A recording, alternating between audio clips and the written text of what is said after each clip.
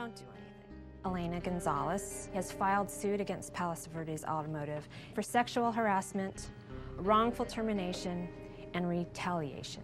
And I'm going to tell you A shadow jury, listening carefully to opposing attorneys, characterize the events that led a quality control manager, Elena Gonzalez, to file a lawsuit against her former employer. Obviously, we do not agree that this plaintiff was ever harassed. The quality manager was terminated because they were not passing the audits. They redid the entire quality control system at the company, and that very next year they passed the audit. So they were doing their job. They didn't know how to manage the production line, and they weren't team players. They harassed her, belittled her, abused her, physically tried to intimidate her, and basically made her life a living hell. They developed a real us versus them mentality. She went to management on more than one occasion. She said, look, this shouldn't be happening. And what did management do at PVA? Nothing. This particular person likes to play the victim. Elena had a car accident in 2002. She was out for quite a while. Well, when she came back, things were a mess again because Elena wasn't there working her 60 to 80 hours a week. This particular person does not want to take responsibility for her acts. They failed 2 audits. She was responsible for passing those audits. Is this a case of wrongful termination? What arguments will these mock jurors find credible? And how will they decide? For the plaintiff or for the defendant? Has anybody here worked in quality control or in that kind of environment? Oscar? In the past, I was an industrial designer, and I saw those type of frictions between production and quality control. There's always This juror's pre-established prototypes of the relationship between production and quality control influences the way he looks at the conflict involving Elena Gonzalez. What this illustrates is that you are not making a judgment of probability. You're making a judgment of how much she resembles your stereotypes. She's been working at a place 5 years, and I think because of the accident is why she wasn't liable for the audit being wrong. As we think and solve problems and face challenges, we sometimes approach things very systematically, trying one thing after another to see what works. I would like to know if there was any documentation by the plaintiff or anything that she did on her part to kind of prove that these things took place instead of reporting. You can derive attitudes either by careful, deliberative thinking about the issues, or you can do it because of simple cues. I like to use the example of taking the test. You may look at the various possible answers and decide, it's B. You remember thinking about its implications. That we would call the central route to persuasion. Well, there's also cases where I didn't study that part of the text, and you say, well, A is seldom right. I marked C the previous 2 answers, so I'll try B. Whatever decision-making approach we use, certain obstacles seem difficult to avoid. We have a great urge to try to confirm what we already believe. It's called the confirmation bias. So people would much rather seek examples that test their ideas by trying to confirm them than by trying to disconfirm them. Although that's really a very good thing to do. Her career has been destroyed. A month after she was terminated, she was offered another position by a competitor company. 1 month. She went into a severe depression when she was fired. A lot of her self-worth was tied up with the amazing job she was doing. She wanted to get out of this business, and that's all fine, but that is her choice, and she should not be compensated by us for those kind of choices. If you're not sure about something, try to disprove it. If it survives your efforts to disprove it, then so much the better for it. People also tend to become so fixated on a particular solution, a particular strategy, that they fail to see possible alternatives. I was teaching at Hebrew University then, involved in training trainers. And I was trying to tell them that psychological research has clearly established that in the training of skill, reward works better than punishment. And I must have cited some research because I remember that one of them said, I've had many occasions to praise people after they execute some maneuver in the air beautifully, and almost always, the next time they try, they do worse. And I've had occasion to scream at people for doing a maneuver very badly, and next time they improve. So don't you tell me that praise works and punishment doesn't. I can tell you it's the other way around. And I think that was one of the most thrilling moments of my career, actually, because it's got nothing to do with the praise or the punishment. Hold it like this. When do you praise people? You praise them when they've done well. What do you expect to happen when people do exceptionally well? Well, you expect them to regress to the mean. When you scream at people when they do badly, then what's most likely to happen? They regress to the mean. We're likely to improve.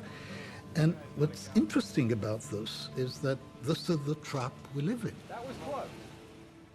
Daniel Kahneman's fascination with heuristics, and the shortcuts people use, led to a series of studies with Amos Tversky of Stanford.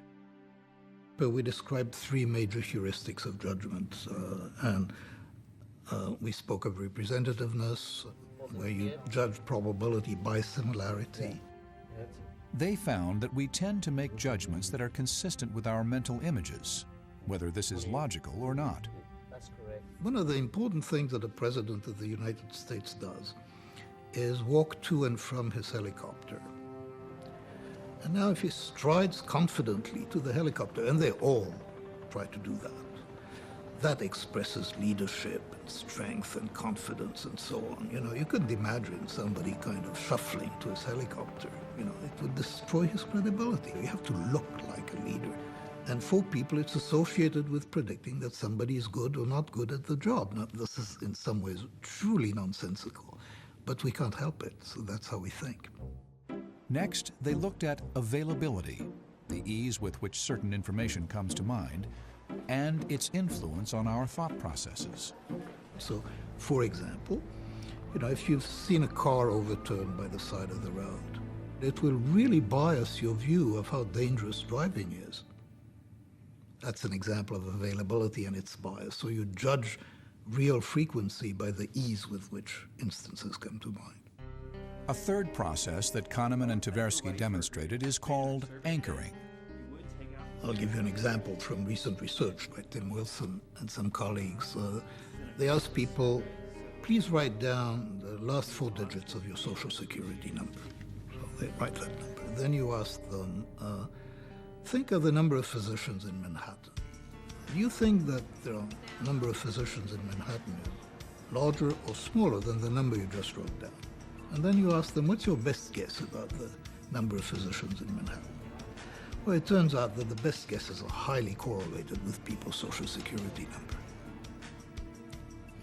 That's anchoring.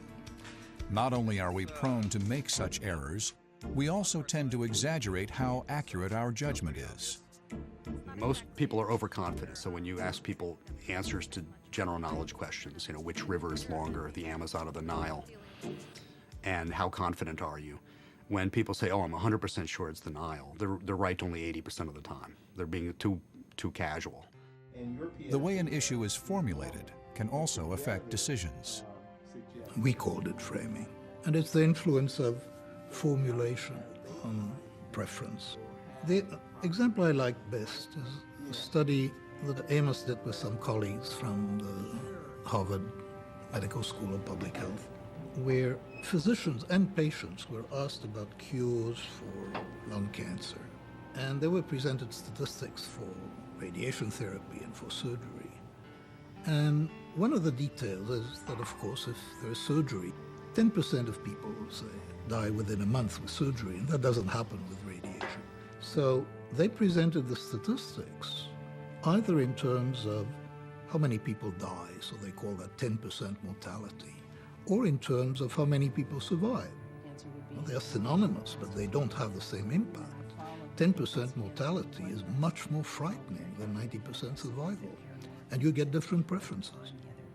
Whenever you're trying to decide between different courses of action, somewhere down deep you're asking yourself, which of these things will be better for me? And usually that means which of them will make me happier. So an affective forecast is at the heart of almost every human decision. To the extent that there are errors in our affective forecasts, our decisions can't help but be misguided. So I think it's very important to understand what kinds of errors people make and why they make errors, what's causing these errors. And we found that people go through life overestimating how bad it will be if they fail and how good it will be if they succeed. And as a result, they often decide not to take on challenges because the risk of failure seems too high. One of the most robust findings in the literature on decision making is called loss aversion. It's the tendency for decision makers to be too conservative when they're facing the prospect of a loss. Mark Twain has an old sexist comment that a woman doesn't mind her husband gambling, she minds him losing, which is sort of the essence of loss aversion.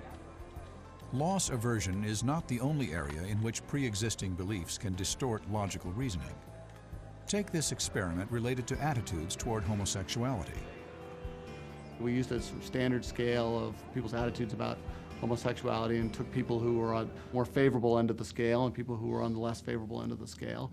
And then we presented them with scientific information that either confirmed or disconfirmed the stereotype of homosexuality. In each case, the methodology presented was identical. Only the conclusions were different. So if they didn't really like homosexuality and the information suggested that homosexuality was associated with mental illness, and they thought that was a terrific study. And again, we found exactly the same thing on the other side. So people who were favorable toward homosexuality liked the study better if it showed that mental illness wasn't associated with homosexuality. Both sides of the ideological spectrum on that question were equally biased. Studies have shown that facts notwithstanding, people cling even more tightly to their beliefs when or if they are challenged. People are much more skeptical processors of information they don't want to believe. As you can see, there are some people who are afraid of what we have to say. We have this great belief in free debate and open exchange of ideas, thinking that that'll convince some people to believe something that they didn't believe before. And what we tend to find in our research, and what lots of psychological research suggests, is that it almost invariably simply entrenches people in their own position. In forming judgments or making decisions, how does intuition fit into the equation? There are two systems, an intuitive system and a reasoning system. When you pick up the phone and somebody says hello and you say, what's wrong? You know, you've picked something up, and we're all very, very skilled at that. So those are intuitive, immediate judgments and impressions. And then there is the more reflective kind of thing. So when I ask you what's 17 times 24, the number 408 doesn't kind of pop into mind in general. You got to multiply and do things in sequence and get them correct. And so there is a fast system and a slower one. And intuition is very much like perception, except that we can have intuitions about abstract ideas, about the past, about the future. They can be triggered by language. Language, many believe, provides concrete evidence of our ability to think.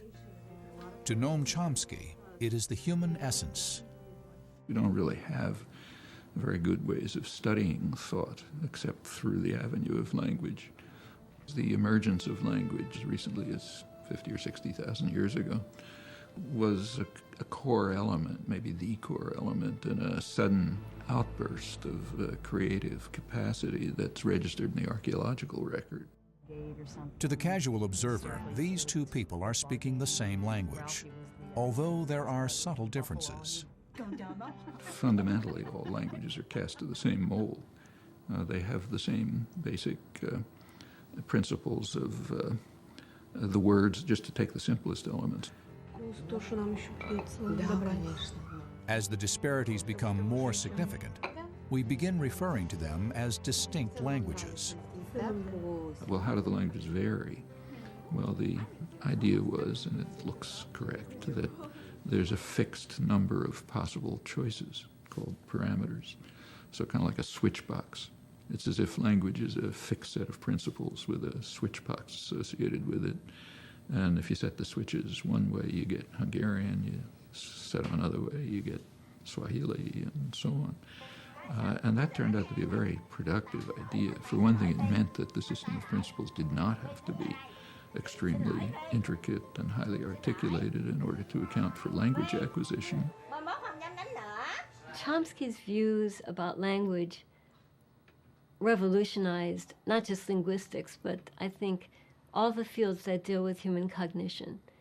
And he really asked a different set of questions. So rather than really focusing on what are the pieces of speech, he really asked, what is a possible language?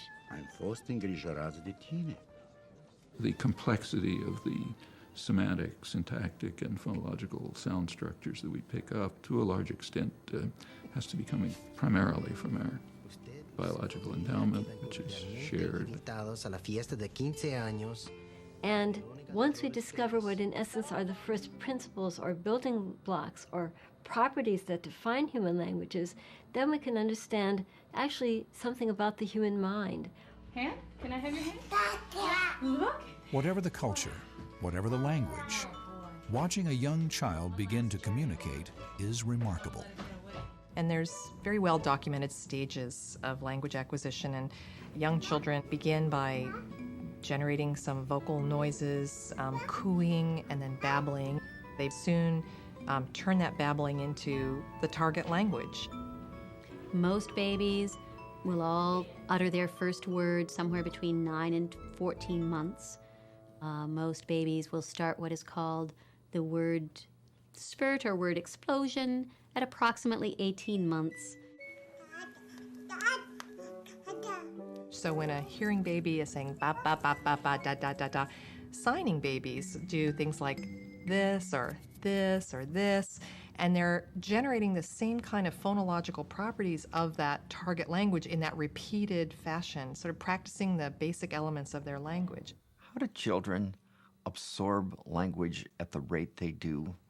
And they're learning multiple words a day at a much faster rate than anybody could teach those children words. Moreover, they're capable of ordering words grammatically so that they make sense. Through the years, attempts to explain language development have generated spirited debates.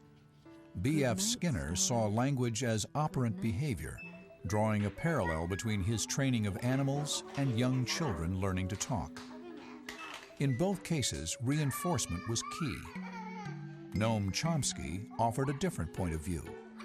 At the peak period of learning, children are 2 to 4 roughly are picking up a word every waking hour, so they have very little exposure.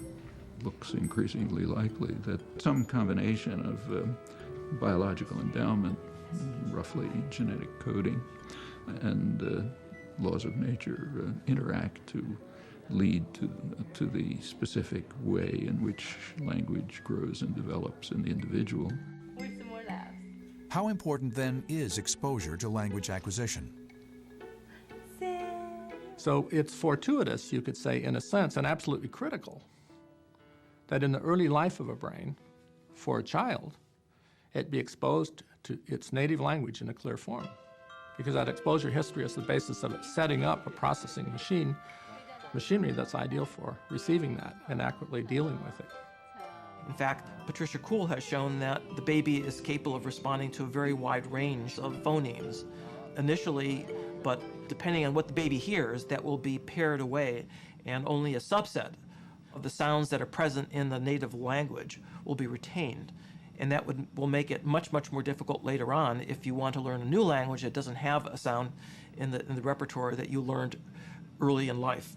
So there definitely is a critical period in the sense that there are developmental windows during which it is essential to receive linguistic input, after which getting the same linguistic input, if you're dealing with first language acquisition, you will not find normal, full native competence in that language. What happens when children are deprived of exposure to language? Can they ever make up those deficits? It's not really known. I mean, if we experimented with humans the way we experiment with mice, we'd know the answer, but we don't. So what you have is natural experiments. Susan Curtis in particular did remarkable work with Jeannie, and it appeared she was deprived of language and most human contact in the early part of her life.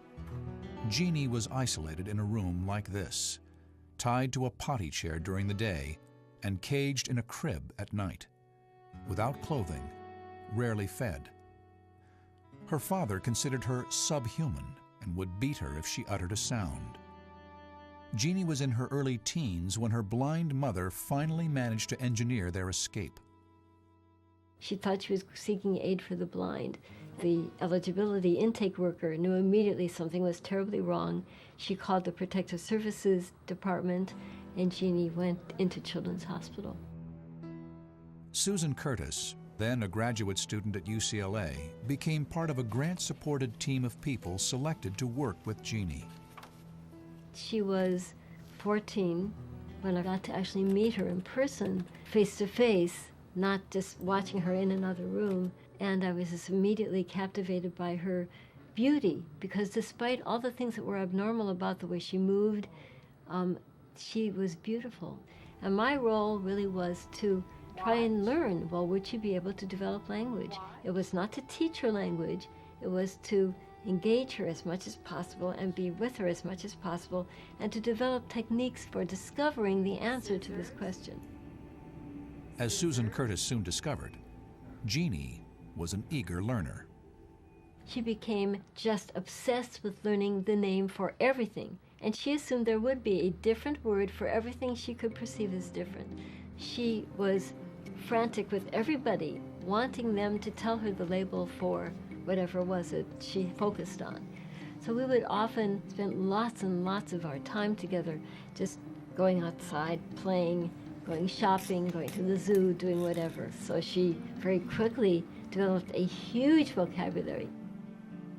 After a number of months, she did begin to put words together into sentences, and as the years passed, she could construct longer and longer sentences, so nouns and verbs and adjectives, but not the little words that turn those strings into grammatical sentences. So instead of saying something like, the man has a motorcycle, it would be man have motorcycle, or have motorcycle man. That was the part of language that she never mastered. After grant support was withdrawn, Jeannie was moved into the foster care system. Looking back, just what did researchers learn from their years with Jeannie? You can't keep a child from developing a language if they have a normal mind. But one lesson she clearly taught us is that language is not the same as communication, and people without language can still communicate, and people with language can still communicate without language.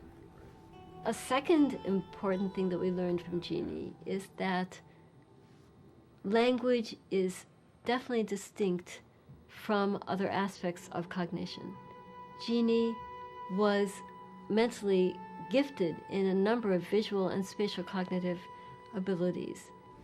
I gave her a series of tasks where she had to manipulate very complex hierarchical organizations of elements like blocks or straws or sticks, and she could do it like that, but couldn't construct a sentence, a well-formed sentence. And what we seem to have learned from Jeannie, and now other evidence as well, is that if you don't learn a first language in the normal time, the brain does not organize its cognitive labor in that way. It will organize it abnormally. Either one hemisphere will do everything, or there will be no organization. The whole brain will be involved in attempting to do everything. So language may play a key role in triggering cerebral organization itself. A question that continues to intrigue researchers is the ways in which language may influence the way we think. Whatever's happening, our modes of thought differ to some extent culturally, maybe in ways connected to the way the languages differ, maybe not. But from the point of view of a Martian observer, he would surely see our modes of thought as very similar. The opposite side of the coin is what's called the linguistic relativity hypothesis. It isn't that I have some innate properties that make me think in a certain way and therefore my language takes a certain form, but rather the language I speak will influence the way in which I think. Asian languages are often described as high context, whereas English, for example, is characterized as low context, meaning that English language what you say is what you mean. But in Japanese language, for example, yes is yes sometimes, but yes could be something else, and you have to look into the context. A couple of years ago, there were some educators coming forth and saying that, well, we have to make sure that our East Asian students are learning how to think. They're just sitting in our classes and seminars and taking notes, but you have to teach people how to think. A colleague that was here at that time, Hee-Jung Kim, she was from Korea. This was very upsetting to her to have somebody say that because you weren't talking, you weren't thinking. And she thought that was just an American idea. In Korean context, people often think of those as separate activities, and there's a lot of proverbs such as the empty carriage makes a lot of noise, meaning people that don't have much going on up here are the ones that are going to be the big talker. In American context, I have colleagues who will tell me, I don't even know what I'm thinking until I hear myself say it. Well, that's a very different understanding than people who think talking is separate from thinking. Language is one of those properties called mental. So it's mostly a property of the brain, also the sensory motor system. So language is accompanied by gesture, as anybody watching it can see, and that's culturally variable as well. Other modes of externalization of language, like sign language, use the hands, facial gestures. Some people think most clearly in terms of visual imagery. An artist trying to imagine what the shape of an object is. There are other parts of the brain that are primarily representing things in an abstract way through language, and we can also take advantage of that. So there are really different aspects of thought. But one of the things that characterizes all thought, of course, is the sequence that occurs from moment to moment as one thought through associative links brings forth a new thought. Take it one day at a time. Whatever our mode of communication, written, spoken, or signed, whatever the dialect or culture, language connects us to the past, to the future, and to each other.